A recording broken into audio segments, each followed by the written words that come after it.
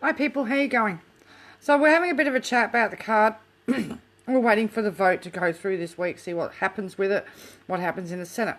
So I'm going to do another video about why we're against the card. And I'm going to be brutally honest here with a lot of things, because I think things need to be said that probably I haven't said before, and I'm going to say them straight out. We're in a situation where we're looking at a system.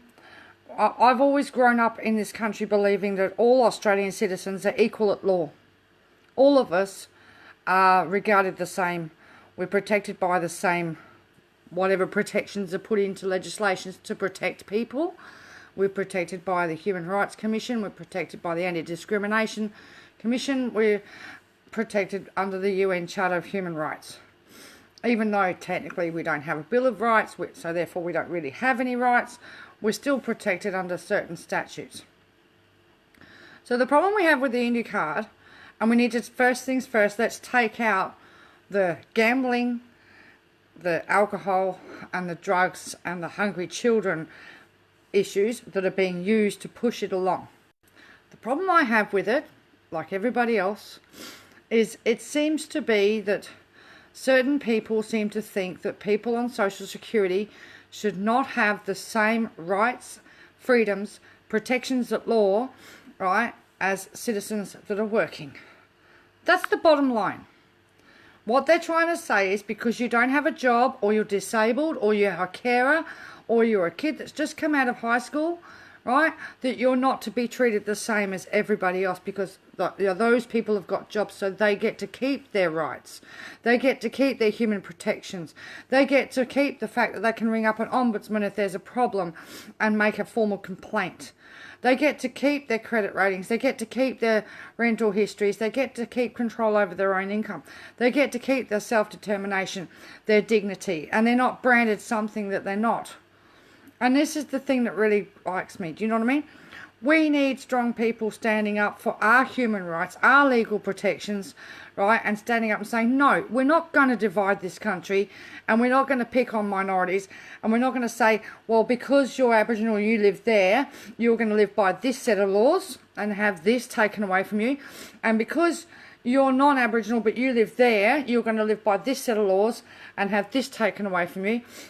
We all should be equal under the law. Simple as that. Now, the Social Security Acts have been manipulated. Things have been suspended in order to allow Indue to get in this, right? The suspension of certain acts to protect the Social Security recipient's income from being diverted to a third party that can exploit them. That's the first one that's been changed, to allow Indue to be able to do this. Indue is a private company. It is not a bank. It is not governed by the government. Yes, it's got the contract to do it. It's being paid by the government to do it, and quite healthily so, and they're going to rake in millions and millions of dollars by doing it, off the backs of people who can't afford to lose a penny more when they're already living so far under the poverty line. You know, but the thing I worry about is, under Social Security law, when your payment is paid to you, it goes into your bank account, it becomes your money. By law, it is your money, right? And as that money is your income, when you apply for a loan or anything to do with credit or finance, they look at your bank account, and that is your fiscal worth. And that determines on whether you're eligible to get such assistance, like a Nils loan for a computer for your kid, or a microfinance Good Shepherd loan to get a car, or white goods, or anything like that. You know what I mean? That's all gone under the Indue terms and conditions. No third-party credit arrangements allowed, because the 80% of your income is no longer your income. It's transferred to Indue, and by law, they own it. And they're allowing you access to their account under a number that they give you, right? They control what you do with it. They control what bills you're allowed to pay with it. But my worry is, where's the guarantee that somewhere down the track, if you're one of these people that's able to go and get a job and actually get off the card, at what point can you guarantee you're not going to get a robo-debt from Indue asking for that money back? Because that is a credit, not a debit. When it goes into your bank account from our sovereign monetary fund, right, get that, our sovereign monetary fund from the RBA, when it goes into our bank accounts and becomes our income, our only source of income, right, it is a debit. It is not a credit. But when it goes to Indue, it's operated as a credit. So this is another worry. Now, I'm going to read what I wrote here because I'll stand by my words. The ALP, we've watched them standing up. We watched Doug Cameron in February. We watched the other people in the Senate, just before the Senate closed down before, fighting for us. You know what I mean? That's really good.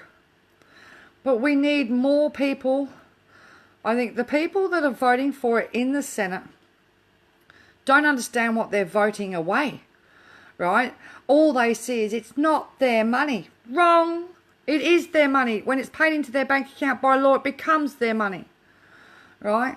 So we hear Pauline Hanson, but it's not their money. It's taxpayers' money. And they don't have human rights. You know what I mean? Or as Twiggy Forrest put it, our human rights are horse shit, right? The thing is, has Pauline Hanson actually read the Social Security laws that have been changed to enable this? Hello, big question mark. Has she?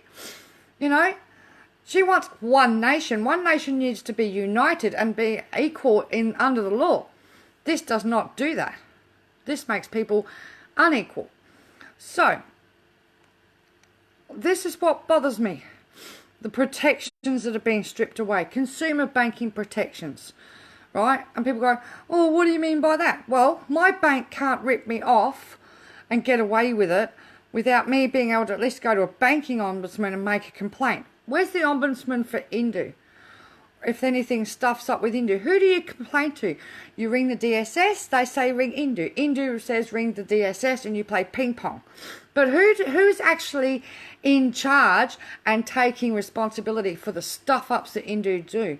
Where do people turn to for their protections at law?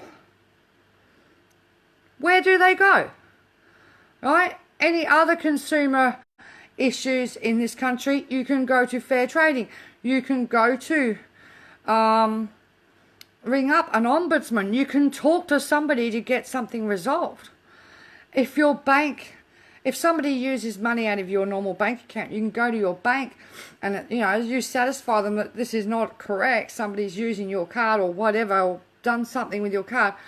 They'll usually sort it out for you. Indue's attitude is the onus is on you to prove it, and they'll charge you up to a $30 fee to investigate, but in reality, they don't give a damn. Right? Their Indue terms and conditions stay all the way through it. How they don't take responsibility for late payments, the fees, the third-party charges that you're going to cop, right? Inward banking fees for receiving your own money that you have to wait 28 days for. Hello, the only thing that I've ever come across in my whole life that you had to wait 28 days for and you copped an inward banking fee was an IBAN transaction. That's money coming from overseas. Okay, money that's been electronically transferred from overseas, or in the case of back in the day, an American Express money order, international money order, would take 28 days to clear, and the bank used to charge $10 inward banking fee to do it. So why are people who apply for the $200 extra money have to wait the 28 days and cop an inward banking fee for receiving that money under the guise it's supposed to be their income anyway, but because legally it's Indue's money? Why is the money being treated as if it's coming in from overseas, and why is the recipient being charged the fee to receive it when it's supposed to be their Social Security payment in the first place? So these things need to be really hammered out, because this is just wrong. It is just wrong. And I'm going to say it straight away. We want Australian citizens need to be protected by all the laws. All of us need to be protected by all the laws, or none. You can't have some protected in one place and seeing their place in society lowered and their legal protections and privacy and dignity stripped from them. The card does not care for the colour of your skin, right, or does not care for your religion, nor your health status, or your ability to work, or your youth, or your age. The card is a private for-profit deal run by a private company, PTY Limited. Privatisation of the safety net, and the company has no experience in social welfare systems, health management, mental health, addiction problems, and it doesn't know how to handle people on Social Security at all. You know, most people on Social Security manage their money far better than most people who have lots of money, because we've got to juggle it, we've got to keep it, we've got to make it stretch as far as we can. We rely on second-hand trade in order to do that, in order to survive, to be able to put things in our home, to make our homes, not just a mattress on the bloody floor, right? And this is what's driving me nuts with this, you know. I'm reading from what I wrote on the Hinkler page. The card does not care for the trauma it's causing, removing people's autonomy, their self-determination and their freedoms. And the card does not care who completes successful suicides or self-harms along the way, as well as the financial hardships, the fees, the breaches of credit arrangements which cause people to default and then they get more fees, or the breaches in rents that go as a black mark on your rental history that stay there for life. These are supposed to be trials. Trials are not supposed to financially cripple people and put black marks on their rental history for life, or render people homeless because they're in third-party rental situations, which is what has been happening and will happen more, you know. So this is supposed to be a trial. A trial is not supposed to be detrimental to that person's financial health, simple as that, right? And people should not have died as a result. And I'm talking across the board now, 11 years of some form of income management. Many people have not survived. Many people have not survived it, because you're taking away the person's own sense of self. That, you know, I'm 50 years old. If I had to go and beg Indue, can I please pay this, but I want to pay it this way so it doesn't penalise me. Oh no, you have to pay it in full, right? I've got my bill set up a way that works for me, right? My next door neighbour might have their bill set up in a different way altogether that works for them. We have different likes in food, different things cost us different money. We're all individual the way that we handle our finances, right? But we get through, you know, and I'm sick of the, you know, the branding of our kids as druggies and lazy, and this will force them to go out and work. Yeah, work for the dole on the card is slavery, period. You know, but you see trolls, like there was one on the Kalgoorlie Let's Talk page the other night, and he's going on about, it's my money, I get a say. No way, mate. No. And they don't recognise that people working for the dole and doing their mutual obligations, or people that are carers, you know, carers care 24/7, 365 days of the year. And they get issued 63 days a year for respite, but they have to pay for it. So to have 2 days off costs a carer $240 to have 2 days respite, so they can have a weekend off. They can't afford that out of a carer pension. So you've got carers out there that are not getting any respite, that are doing all the hard yards and going through all the bullshit and stuffing around with the NDIS and having that all screwed around on them. That's designed to try and push them into the workforce. But the proper thing is, an NDIS worker is going to come in, be paid $45 an hour minimum, right? For 3 to 5 hours. How's the person who's a carer supposed to get a job for 3 to 5 hours a day and then come home and do the other 20 odd hours of caring, right? The whole system needs complete pulling apart and fixing, right? But it's not happening, is it? The Liberals have the LNP have just done nothing but kick people all the way through. You know, the message I want to get to the senators that are voting in this is, why is somebody's citizenship, social status now on the line, right? And they say, oh, there's no stigma. There's huge stigma with this, absolutely huge stigma, because of the tactics used to get the public out there to believe that it's a good thing, all right? branding everybody on a social security payment as wasting their money on drugs, alcohol and gambling. Heaven forbid. Do you know how many people out there that are in private housing that are struggling along? How many would not be? It's just laughable. It really is to brand 99% of people that way, right? When everybody's trying to do the right thing. They want to take cash out of your local economy in your towns. All regional towns still run on between 39 and 45% cash trade. All of our events, all of our public events, all of our markets, and a good majority of our small business, right? And really, to accuse business of being dodgy because they don't take a card, I think is absolutely disgusting. Small business should not have to be forced to comply with the banks so the banks can make more money. I mean, every Visa transaction that somebody accepts in a business, every transaction costs that business 1.25% of that transaction. And at the end of the month, they get the bill. All right? Who's making the money? The banks. But if somebody pays cash, there isn't that 1.25% transaction fee on that purchase, is there? You know? I really think we've watched Rachel Seaward and the Greens all the way along. I've seen her frustration when they just won't listen.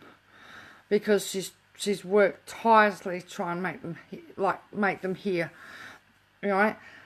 I've watched ALP senators that have stood up. Senator Sue Lyons went to Kalgoorlie and listened to the people. You know, Rachel Seaward went to Kalgoorlie and listened to the people.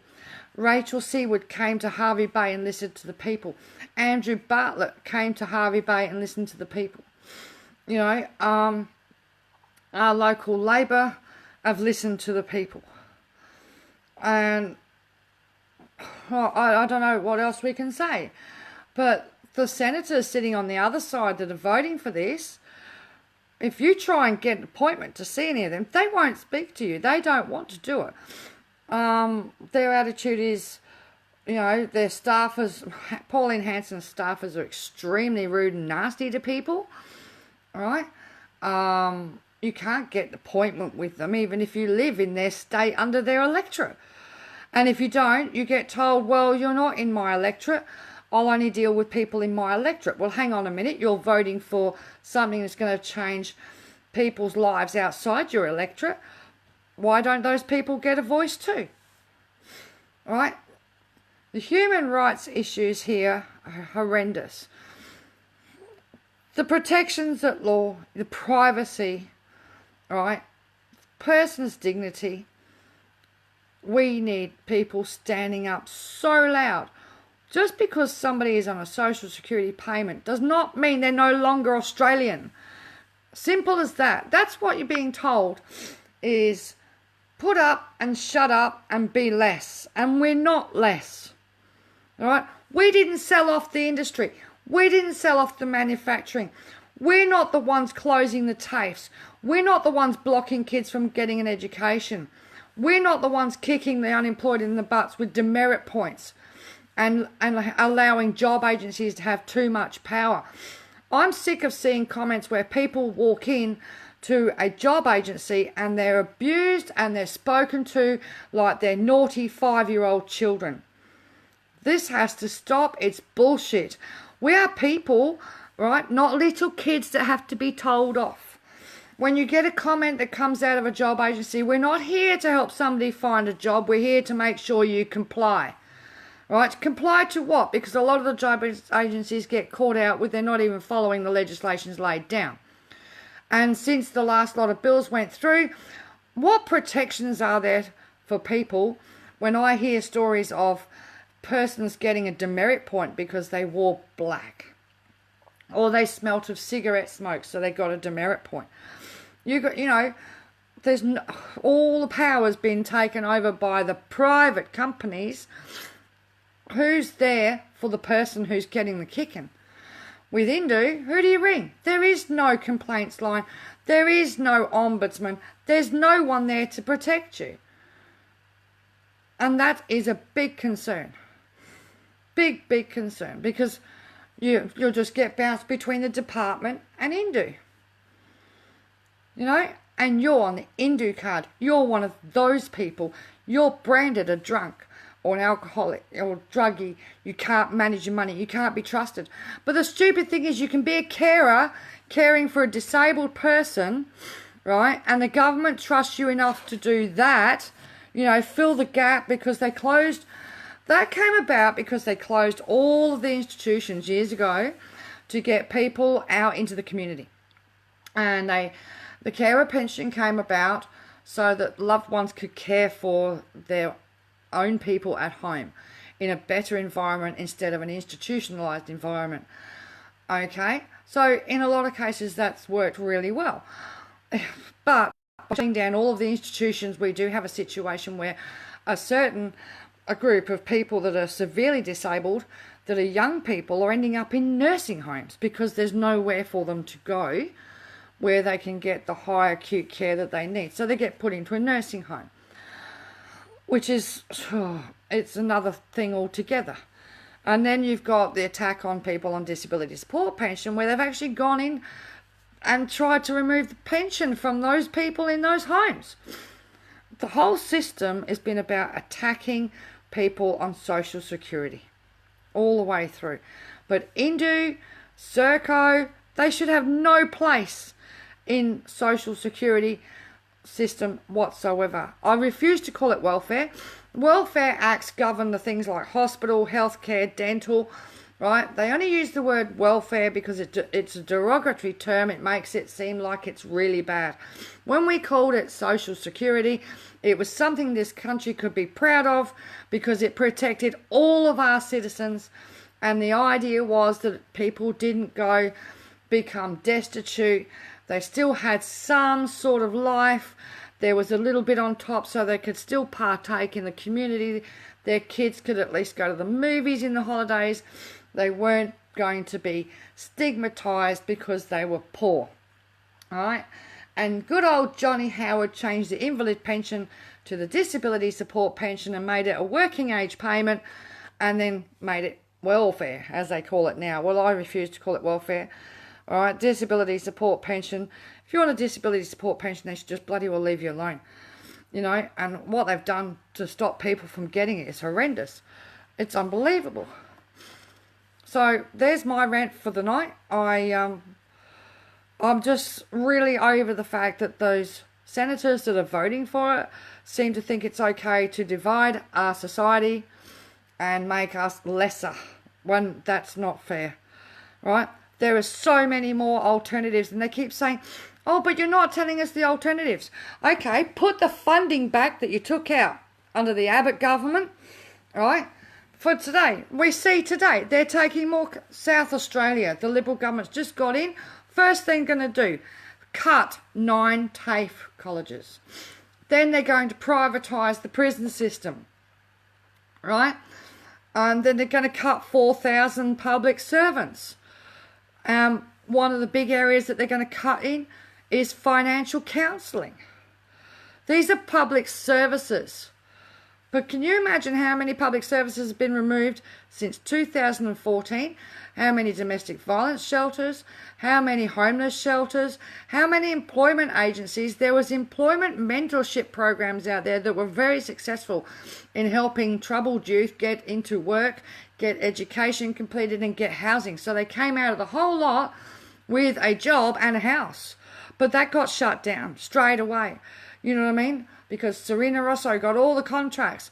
These private job agencies came in and just killed everything. But our mental health sector, all of our drug rehab services were all slashed. It's just ridiculous. And then you're going to come up with the card and say it's going to be a cure-all. Put some of that money back in. Create those jobs. Put those people back in for the people that need it. That is one alternative, right? Then the money you save along the way, because the more people that you help, the more money you save along the way eventually, right? you can put into the TAFEs, and you can put into the schools, and you can put into our health system, and you could even find it there to raise New Start and DSP and carers pensions and old age pensions so that people can actually live with a bit of dignity. But nope, we'll feed Indue, which is a one way out the door, and that will feed Woolworths, Coles and Aldi. And Coles are at the moment up for sale, so you can guarantee, I don't know anybody who's big enough in Australia to buy the Coles. You know, West Farmers have put Coles up for sale, right? It doesn't stop it. They're not helping our farmers anyway, are they? And by siphoning all of the, as Alan Tudge put it, the welfare dollars out of your community and out through businesses that are not even supporting our local farmers, right? I saw on the internet today, Aldi's no longer using Bega cheese. They're getting it from New Zealand. They're getting it from the US. Hello, what about our cheese here? What's wrong with our cheese? Why can't you buy our product? Why can't you support our dairy farmers? Why can't you support our farmers? Why do we have farmers having to throw bulk amounts of food away because it's not good enough for you?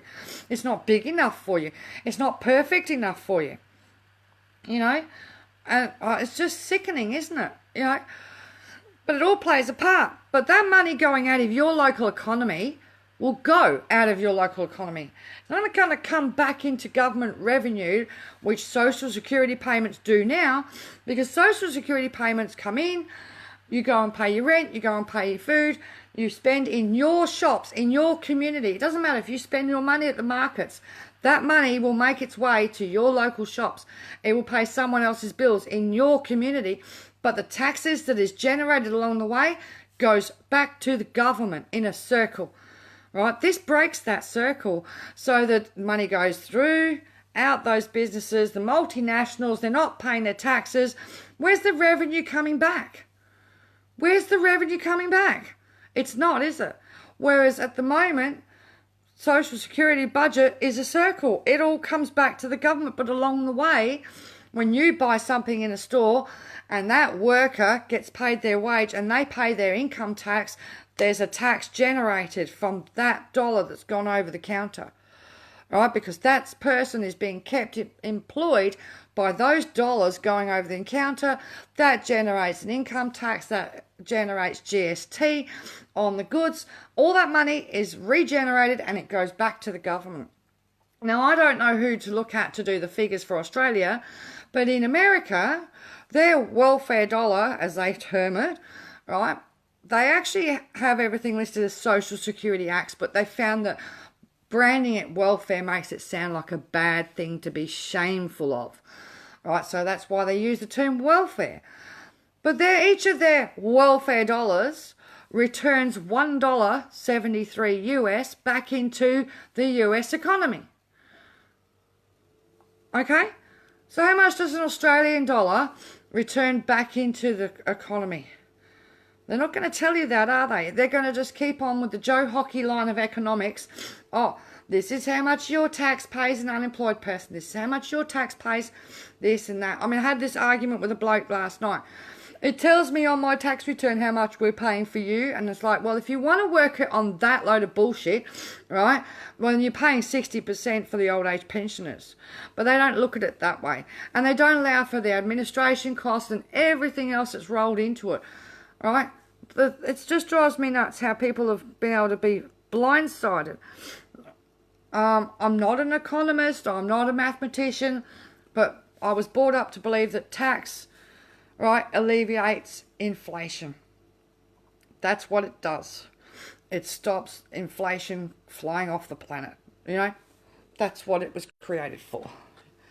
Right? The revenues that we raise, the fees, the fines, everything else that goes into running this country. When somebody says you don't pay income tax, I get a say over your life. My attitude is, well, when I did pay income tax, you were at school, mate, and I paid for your schooling. If they want to play it that way. The roads you're driving on, my taxes are paid for that too. And all of us out there that have worked and paid taxes that are no longer able to work, right, we paid.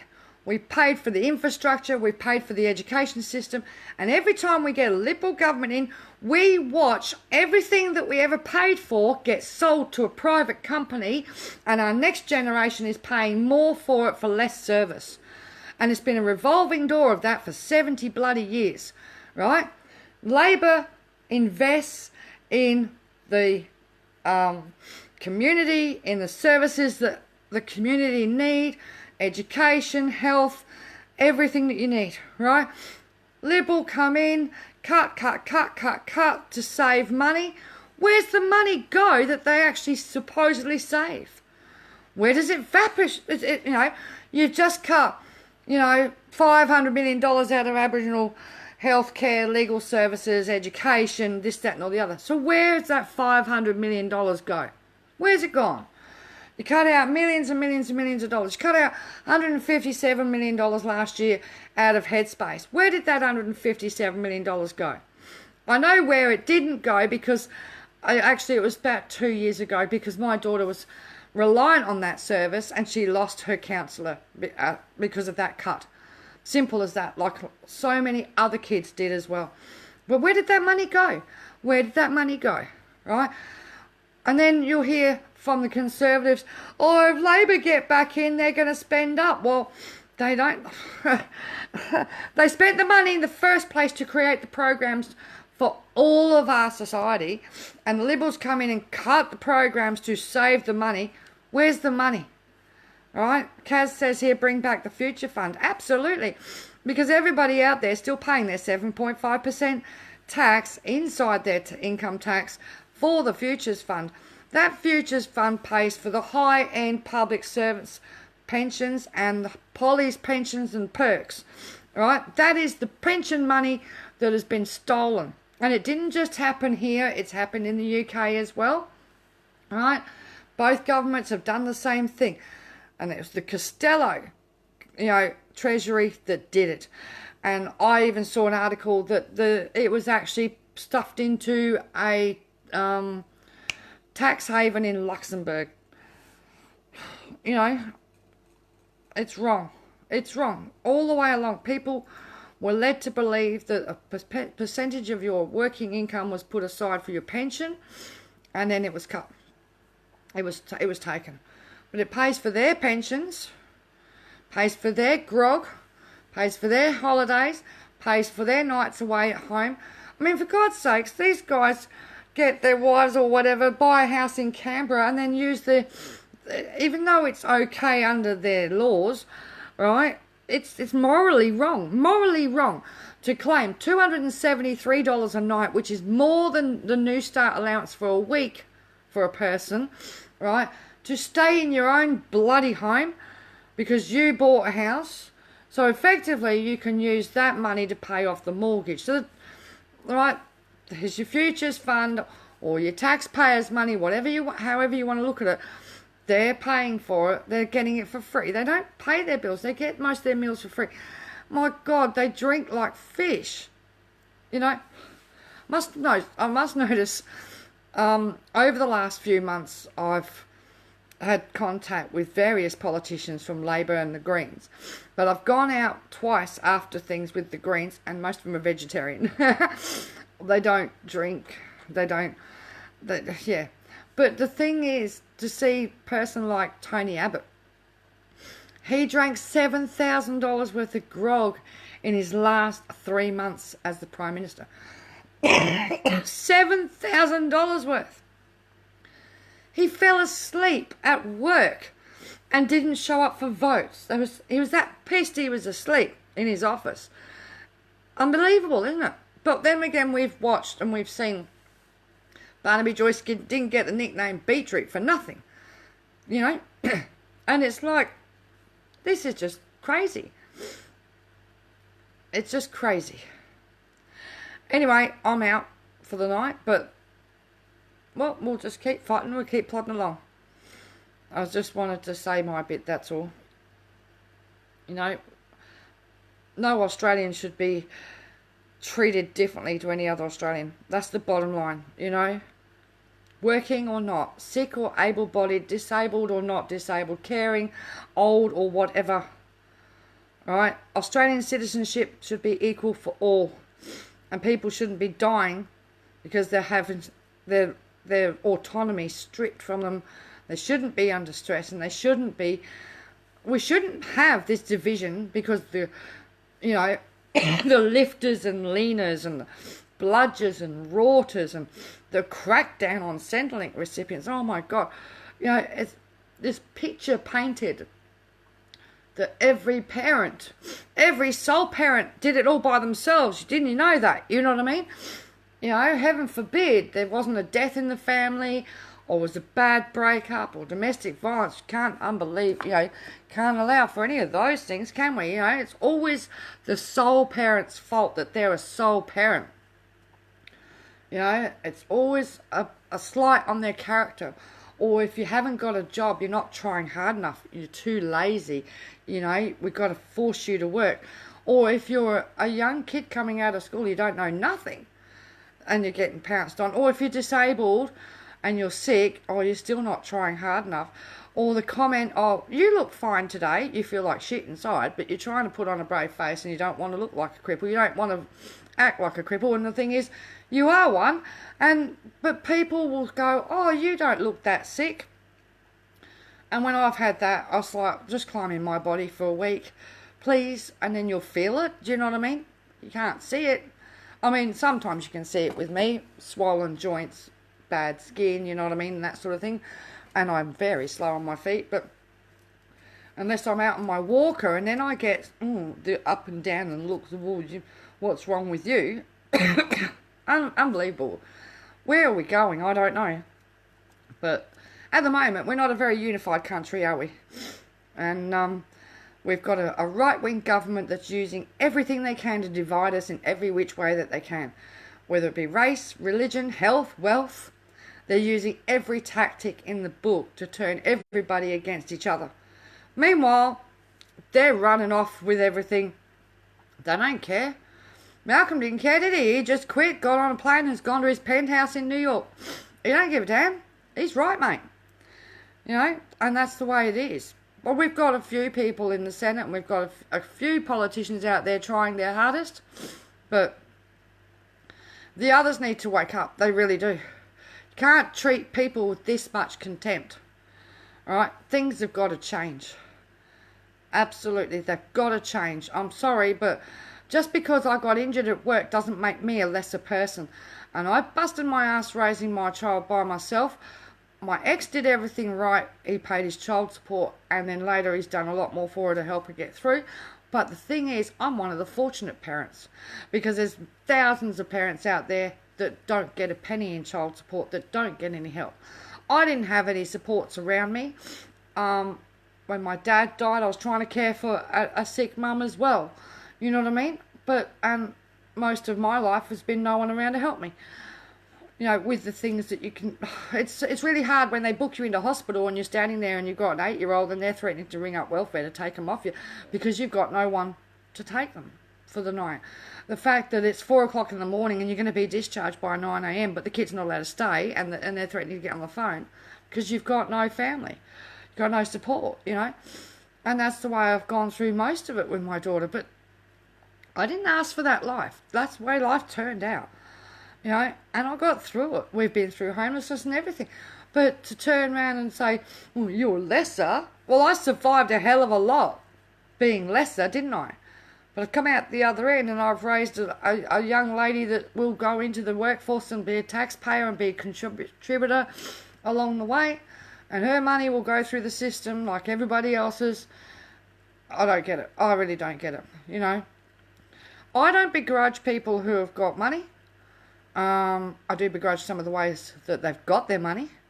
But most people, I'm one of these people, I'm too generous in some ways, because my attitude is, if you've worked your ass off all your life, right, for your pension, irrespective of what your assets are or whatever, you should get your pension at the end of it. And a lot of people argue, oh, but you've got millionaires out there. And I said, yeah, I can see that point too. But if you're going to have that, then at least give them a healthcare card so at least they get some medical for free or something. Do you know what I mean? I don't know. Anyway, I'm out. I'll talk to you guys again. See ya.